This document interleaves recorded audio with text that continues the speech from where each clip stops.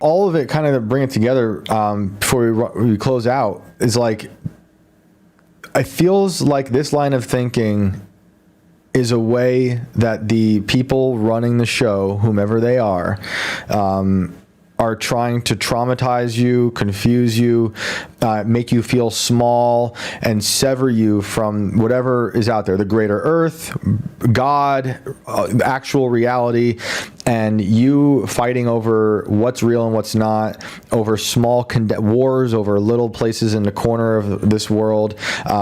It's all just there so that whatever they can either feed off of the negative energy, so they can keep making money for whatever they're doing with it. Maybe they're a breakaway civilization on the other side of the greater earth operating.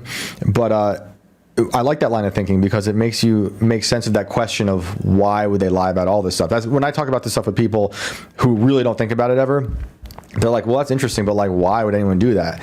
And I think a lot of the question to the part of the why, because there's not just one answer, is that they want to keep you dumb, confused, and not plugged in to, you know, the actual greater beauty of the world. We are creative beings. We're supposed to be creative, and they want to take away that creative agency from us and demoralize us, right? So I don't know what's real, but I do know my kid and like us having fun together, that's real. And I do know that sitting down at the piano and writing music, that's real. And even just singing along with an AI generated song, and here I am, I'm actually playing and singing it, and like I'm having a real experience there, right?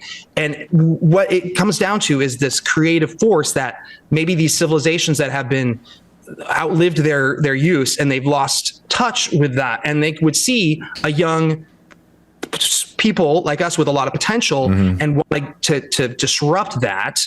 And because I do think that there is a creative force that is God that took Nothing, and then by the mere act of observing itself created everything, right? Or it started somewhere, right? And I've seen this in some of my experiences with some of these like DMT stuff when I was younger, of how we are just different manifestations of this creative force, and the yin yang, the light dark, and that is part of this balance. But I think that humans have that divine connection and spark, and it makes sense that we have been targeted by the other types of things that are operating under a different, and not to make it all black and white, because of course there's a billion types of different nuance between all this.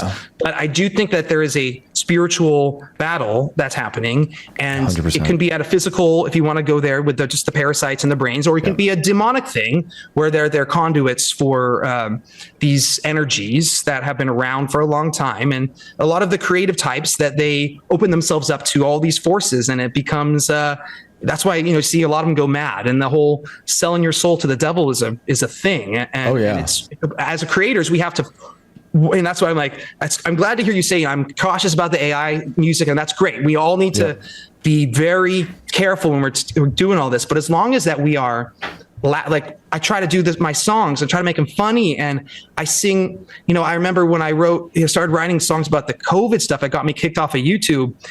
It was like people were saying, you took something that was so hard and you made me laugh about it. And sure, you don't want to go too far and then make people just dismiss it completely and ignore it. But it becomes really hard when we're inundated and with this barrage of trauma and whatever, and what's real. And then at the end of the day, here's some dude, he looks silly. He's like a gay piano guy or something. Like, look at him, like some theater nerd that like never. Oh, that's the new title of the show now. I'm titling this gay piano guy. So thanks for that. So that's what, to wrap up, that's kind of what I'm trying to do, is that, we've come full circle, that court jester. Exactly. It gives this lens of reality that helps us remember to think a little bit and react in ways instead of just taking it in, and then just that's the version of things. We might not be right. We might be offensive. We might get it wrong. We might be jerks sometimes, or we might say exactly what needs to be said. Yep, man. Well put. This is so much fun. We're gonna have to do this again.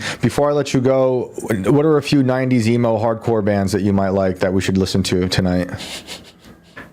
Like actual bands? Yeah, actual band, not AI. Well, actually, do you see my shirt? I'm wearing it. My cave. Oh, sweet, dude. Oh man, I love Cave-In. Yeah. That's great. I hadn't. So I love Cave. I hadn't been listened to a while, and I was just listening last night, and I heard one of their recent ones. Yeah. I guess the bass player died, and I didn't even know. I was like so sad about that. No, I saw them like 2002, 2003. It was Jupiter was one of my favorite. I mean, some of the hardcore stuff was really good, but that album was really good. So I listened to the last album that they made before the bass player died, and it's very much experimental, kind of got this weird other vibe, and I really liked it. I was like, oh, this is my stuff. So that's great. That's what dude. I have a Converge tattoo, and one of the guys from Converge is the guy that, the guitar player who became the singer and guitar player of Cave-In. That's amazing. Anyone else that come to mind? Dashboard. What's that? Any other band come to mind? No. Dashboard? Is Dashboard emo? Dashboard's Is that very 90s? emo, but Cave-In is like heavy beauty. That's great. Well, I'm going to listen to that tonight. Yeah, pretty gay if you ask me. Dude, thank you so much. I think it's called The Final Transmission was the album. Oh, yeah. Yeah. They're great. People should look up them, look up their live shows. That's a great band. That's awesome. I love that you were wearing the shirt this whole time. I didn't even realize. Sick. All right, man. Well, have a good night. Thanks for joining us. Take care. Yeah, thank you so much. Later, dude. Sick. All good right. times. We got a caller lined up? We do. Sick. What do we have got? Dylan. Let me bring man. Dylan into the room. Dylan, what's good? Oh, your mic's muted, Dylan. He was not prepared for us. Maybe he wasn't ready for us. Maybe he's Oh, wait. beyond the ice wall. Are you here? Give him a second. Dylan. Don't be gay, Dylan. If you are behind the ice wall, let us know. Dylan. Let me bring him out and then bring him back in again. We'll see. Man, Foundering is amazing. Yeah, that was good. We could have done another 4 hours. Yeah, probably. Honestly, that guy could talk. I want to, there's so much we could cover. We really only covered 2 topics. Hey, Dylan. Yes. What is up? Thank you for waiting. How are you? Good. I don't hear you too well. Can you hear me better now? You're like muffled. Oh, man. Oh, no. See? Yeah. That's weird. I hear, what's hear her me, name? Alex? You hear Alex? Hey, Alex, so if you want to tell him what's up Hey, and to give us a Dylan. good story. Go ahead and give us a good story, Dylan. A good story. Okay. Well, What you got? you want to hear about how I died? Oh, sure. Yes. Twice. Oh, geez. I mean, I don't, but I do. I don't remember it actually because when my mom was giving birth, somehow I got wrapped up in the umbilical cord, and when I was born, I was dead, and the doctors had to resuscitate me or whatever. And my mom said that when I came out, I was like gray and wrinkled like an old man. It's kind of weird. Is that your earliest memory, Dylan? Do you? No, I don't remember any of it. That's but wild. I don't know if anything about dying makes your mind different, changes something in your mind. I would say so. Because my whole life I've experienced weird things, and I always. Hello? Yeah, we can hear you. We can hear you. I know I hear someone talking, but it's muffled. But anyway, so when my mom brought me home, I think that they had to keep me there for a day or so, and then she brought me home and she put me on the couch, and my sister's a year older than me, and my sister was right next to me, and then my mom walks away to do whatever. She comes back, and my sister is sitting on my face, and she suffocated me and killed me again, which is, kind of a running joke that we have, with me and her. Brought back. But anyway, so my mom grabs me. How were you brought back? Did you say you were resuscitated? What? How were you brought back? Well, this time, my mom grabbed me because I was purple or whatever. She ran out into the street. This is 1980, right? And then, so the guy, the Armstrongs lived on one side, and he was a oral surgeon. And then there's a street, Moore Avenue, and then on the other corner, there's just a general doctor that lived there on the corner. So she just runs out into the street screaming, and both these doctors run over, and they got me started again. Now, I mean, obviously I didn't die, right? I mean, I terrifying. died, but they got me back. Ask him what like he's experienced since then. It's just got like. What have you experienced since then?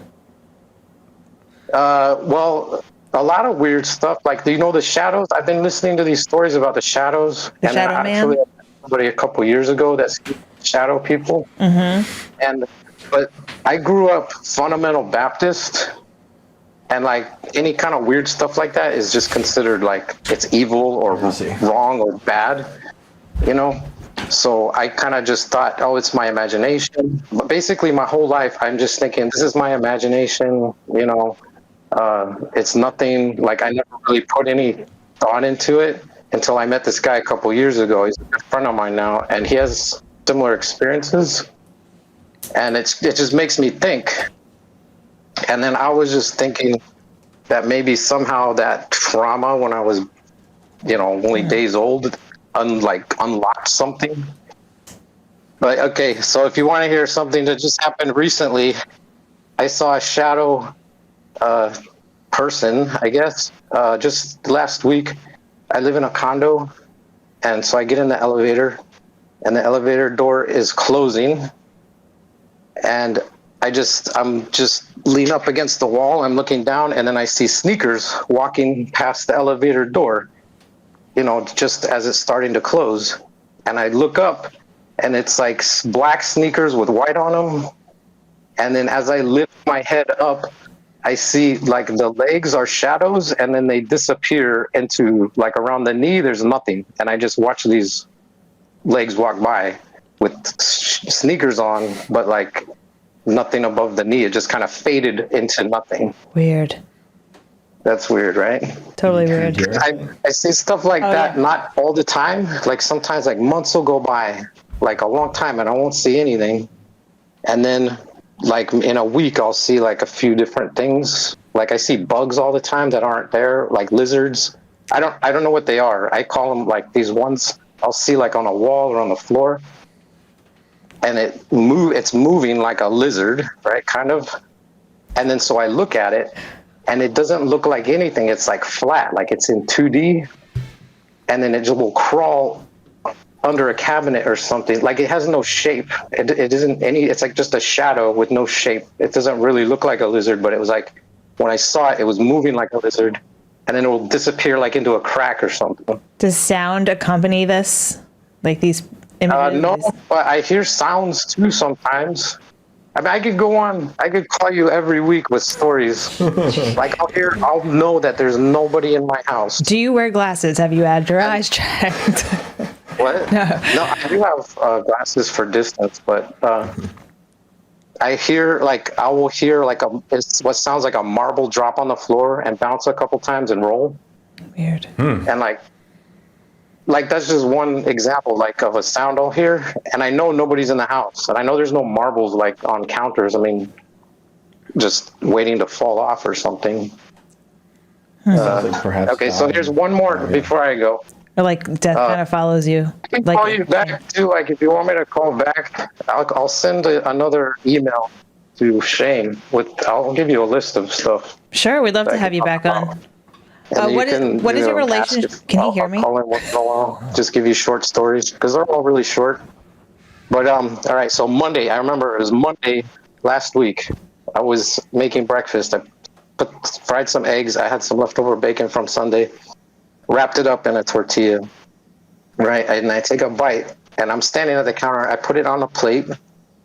I go to get a napkin, and then I come back to the plate, and there's a piece of bacon sitting like not where the open end is, but like on the opposite side. And I'm like, I didn't notice that when I went to get the napkin, but whatever. Maybe it fell out and bounced over there. That's not crazy, right? So I pick up the bacon, I put it in my mouth, I'm chewing it, and then I start moving my hand back to the plate. There's another piece of bacon in the exact same place that looks to be the exact same shape. And I'm like, did I just pick up that piece of bacon and eat it? And I'm chewing on it. It's in my mouth. I'm chewing it as I'm picking up the second, like looking at the second piece. This is why I don't eat bacon. Like, is that weird or what? And then I pick up the second piece and I eat that one. And I'm like, that's weird. Was that like a Matrix glitch? Was that deja vu? But I'm eating it as I'm seeing the second piece, and I know I picked it up. It's in my mouth, right? Does that seem odd, or am I just crazy? The audio. Yeah. And dying affected his reality. Oh, dying affected your reality, you think? I think so. Can you My hear diet? us? You dying. Maybe that too. No, you dying. Or yeah, I guess. Or maybe my link to the Matrix was damaged. I don't know. Sweet. What's your relationship with your sister like? And stuff. Ask him that again. But anyway, Wait, I think your Dylan. show went late tonight, so Can't hear me. I'm gonna go and I will send another email Thanks, man. and try and I don't know what's up, but I could barely hear Shane. And I hear like this. Can't hear us I at think all. it's myself like echoing. Okay. Interesting. Well, thank you. Thank you. Can the chat hear me? I can hear you. That I think. that is crazy. wild. So he had haunted bacon. That's Died a couple times. infinite bacon. Imagine if the bacon just kept appearing. Everything comes in twos for him. Interesting. The new 2x2s, but with bacon. Well, that was fun. That was a good time. We did it. We made it through. We made little it through. hiccups in the beginning. Yeah, there's but- always something. Oh, and I do want to let people know that Isaac will be back at some point. Oh yeah. We're gonna. We're scheduling that right now. I'm talking to him today. Isaac is the man, and we need him to come back. We have a lot to talk about, so I think he'll be back very soon. We have been pre-recording like 1 or 2 episodes for people to have, because like if you've been watching, my wife is going to go into labor anytime soon, so I wanted to have something lined up, if I'm not here. So we did one yesterday that will go up if I'm not around, with Carter. That episode was so much fun. Oddly enough, Crowley came up in that episode. Yeah. And I'm like, true. I don't know a lot about Crowley. Yeah. So it's funny to talk about him. Crowley. I don't know how to say it. Whatever. I've been told Crowley and Crowley. Today I decided for Crowley. Okay. I usually do Crowley, so maybe next episode I'll do Crowley. But that's a fun episode, and Isaac might be one of those pre-recorded episodes just because our schedules are so crazy. But he will be back, and we can't wait. Thank you all for tuning in. Thank you so much for the support. We really appreciate it. If you do have stories and you want to attempt to talk to us, you can hit me up at shanecashman@scanner.com, SCNR.com. Send me like a brief rundown of your story, whatever it is, and we'll have you call in. And thanks again to Foundering for coming through today and hooking it up. Thanks to Carter for coming through today and helping out with some stuff, last minute tech issues, and for recording the episode with us. I can't wait to show you guys. You can find me everywhere at Shane Cashman. Alex, where can they find you? You can find me at I am Alex Ayala on X, which I'm not really much on, but you can find me there. And thanks for sticking around, everybody. Later. Bye.